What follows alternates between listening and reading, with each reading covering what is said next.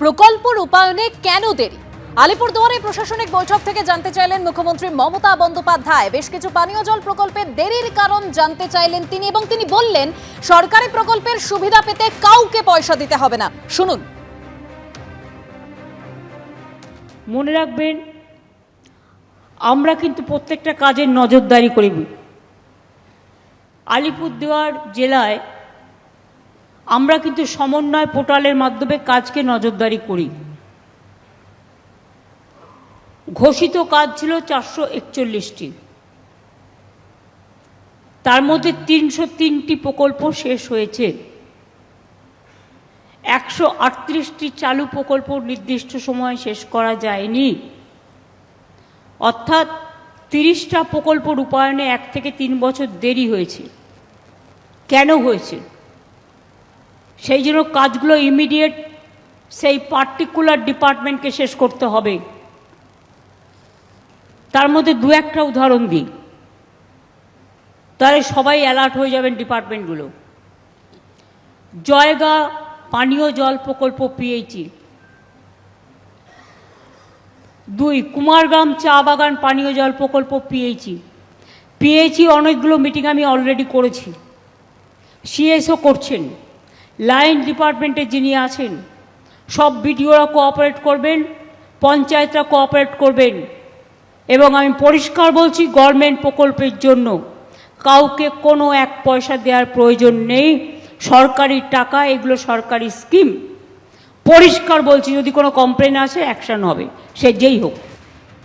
আমাদের সঙ্গে এই মুহূর্তে টেলিফোন লাইনে রয়েছেন বিজেপি রাজ্যসভার সাংসদ শ্রমিক ভট্টাচার্য। শ্রমিক দা, আজ মুখ্যমন্ত্রী মমতা বন্দ্যোপাধ্যায় প্রশাসনিক বৈঠকে তিনি প্রকল্পের দেরির কারণ যেরকম জানতে চাইছেন, সেরকম বলেছেন যে সরকারি প্রকল্পের সুবিধা পেতে কাউকে পয়সা দিতে হবে না। যদি এরকম কোনো অভিযোগ থাকে তাহলে ব্যবস্থা নেওয়া হবে। শ্রমিক দা, মুখ্যমন্ত্রী ভালো করেই দলকে চেনেন।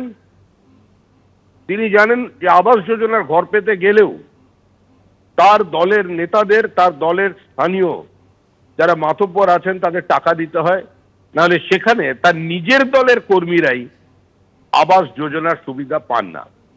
মুখ্যমন্ত্রী তো এর জন্য কোনো প্রশাসনিক বৈঠকে গিয়ে বলবার প্রয়োজন হয় না।